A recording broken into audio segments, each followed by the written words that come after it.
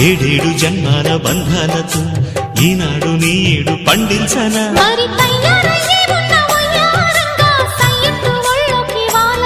చూసుకొచ్చానమ్మా చూడు ఉత్సాహంగా చిన్నారి వన్నెల్ని ఏలంగా ప్రతిక్షణం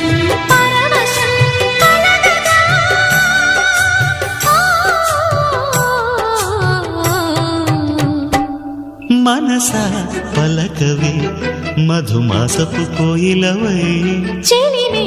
తెలుపవే చిగురాశల గీతికవై